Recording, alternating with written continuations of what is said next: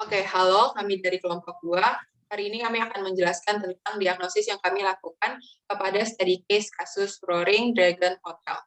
Sebagai tugas dari mata kuliah Organization Development Strategy, kami dari kelompok 2 dari kelas LC21. Next. Nah, anggota kelompok kami sendiri ini, kami terdiri dari Vanessa Audrey Tanuwijaya, Marsha Kamila Putri, Ishan, Muhammad Jidan, Daniel Anugrah, An Junior, Abdul Munir, dan Dava Syahli. Next. Nah, The Roaring Hotel Dragon kasus ini akan dijelaskan secara singkat dengan teman saya. Jadi The Roaring Dragon Hotel ini adalah hotel bintang 3 yang berada di barat daya Cina dan berdiri di tahun 1950-an. RDH merupakan hotel yang dikelola oleh negara atau yang dikenal oleh sebutan BUMN. Pada awal berdirinya RDH ini dikelola oleh GM yang bernama Tianwen sebelum pada tahun 2002 masa kepemimpinan yang diambil oleh Paul Fortune. Perubahan kepemimpinan ini juga memiliki tujuan untuk melakukan transformasi pada RDH itu sendiri dengan guna untuk meningkatkan keuntungan dan juga kualitas pelayanan serta meningkatkan potensi hotel dan modernisasi. Namun dalam praktiknya proses transformasi ini memiliki tantangan yang serius pula. Pembahasan yang mendalam akan dijelaskan pada slide berikutnya. Nah, saya akan membahas tentang permasalahan pada Roaring Dragon Hotel. Permasalahan yang terjadi pada Roaring Dragon Hotel sendiri atau RDH adalah kegagalan transformasi yang disebabkan oleh besarnya perbedaan budaya. Nah, perbedaan budaya yang datang dari pihak eksternal yang berperan sebagai konsultan perubahan mempunyai culture yang sangat berbeda dengan pihak Roaring Dragon Hotel. Transformasi ini awalnya bertujuan untuk meningkatkan keuntungan dan juga kualitas dalam pelayanan, serta meningkatkan potensi hotel dan melakukan modernisasi. Tantangan utama yang dihadapi oleh pihak HI sendiri adalah merubah pekerja yang family based dengan ad hoc management menjadi pekerja yang profesional dengan struktur organisasi internasional.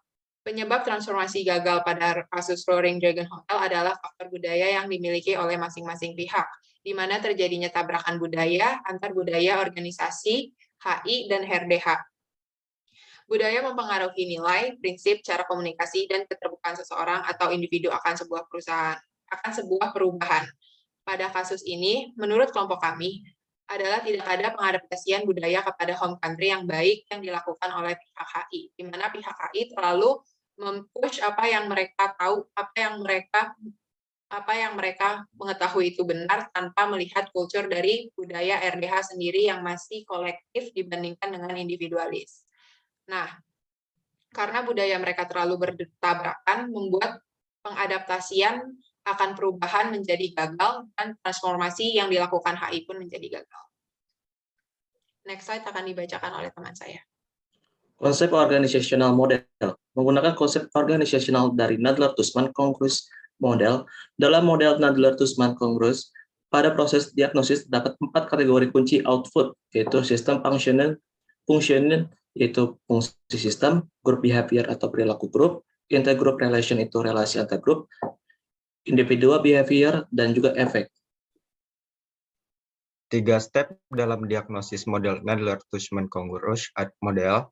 Yang pertama itu ada identifying the system, mengetahui dan mengidentifikasi sistem dan hubungan yang terjadi pada suatu perusahaan.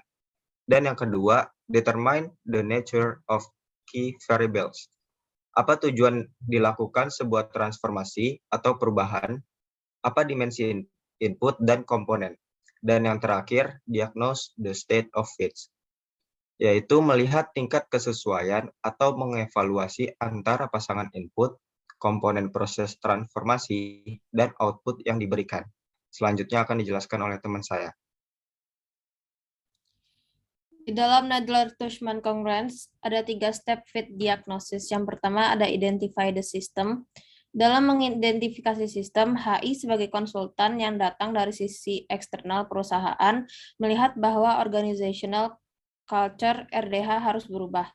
Budaya Cina yang lebih kolektif dibanding individualis menjadi karakteristik utama yang harus diubah menurut HI dalam meningkatkan efektivitas dan kualitas RFD untuk menjadi hotel bintang 5 components yang dimiliki pekerja juga menjadi aspek dalam identifikasi sistem. Individual components mencakup perbedaan dan persamaan yang dimiliki oleh pekerja, khususnya pada demografik, skill, perilaku, dan kepribadian dari masing-masing individu. Yang kedua, determine the nature of the key variable. Output yang diinginkan dari proses reformasi ini adalah untuk melakukan modernisasi, peningkatan efektivitas serta kualitas yang dimiliki oleh RDH Hotel, agar RDH Hotel dapat menjadi hotel dengan bintang 5. HI pun mengambil langkah pelatihan dan melakukan PHK terhadap pekerja yang tidak dapat beradaptasi dengan sistem tim manajemen HI yang baru. Standar pekerja yang diberikan HI pada RDH membuat para pekerja sulit untuk beradaptasi dengan tuntutan kerja karena sebelum HI datang, proses perekrutan dipengaruhi oleh hubungan individu. Oleh karena itu, banyak pekerja yang tidak mempunyai edukasi yang cukup, latar belakang yang berbeda, ataupun kemampuan bahasa. Step ketiga adalah diagnosis the state of the fit. Perubahan atau transformasi yang dilakukan oleh pihak HI tidak memberikan efek yang baik bagi kinerja atau kualitas hotel RDH, di mana dapat terlihat bahwa hotel RDH banyak mengalami kesulitan ekonomi saat pihak HI melakukan perubahan dalam manajemen RDH. Dan saat pihak HI meningkatkan Roaring Dragon Hotel, tingkat hunian hotel pun meningkat. Nilai HI yang lebih individualis dan tidak mementingkan hubungan, tidak disesuaikan dengan nilai atau budaya yang dimiliki oleh Roaring Dragon Hotel. Oleh karena itu, transformasi pun gagal karena tabrakan nilai dan budaya yang dimiliki oleh kedua belah pihak terlalu besar dan tidak terdapat pengadaptasi budaya HI ke budaya RDH. Budaya pun dapat mempengaruhi komponen individual ataupun formal atau informasi organisasional struktur yang dimiliki oleh organisasi serta sikap mereka terhadap perubahan. Rekomendasi intervensi. Rekomendasi yang dapat kita berikan kepada pihak HI adalah pertama, dalam melakukan penyesuaian terhadap namanya kultur home country. Dalam melakukan transformasi, dengan kita dapat menyesuaikan penyampaian kita mengenai suatu perubahan, maka dapat mempengaruhi juga bagaimana seseorang dapat menerima perubahan tersebut. Penolakan terhadap perubahan kultur organisasi yang dilakukan oleh pihak RDH juga adalah karena mereka merasa bahwa perubahannya datang merupakan sesuatu yang sangat asing dan tidak sesuai dengan nilai prinsip yang mereka miliki.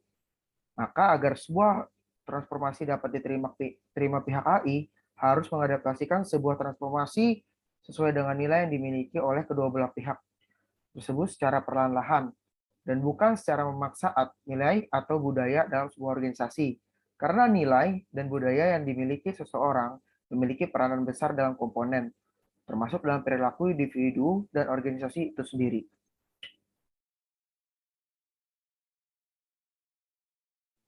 Terima kasih, sekian presentasi dari kami.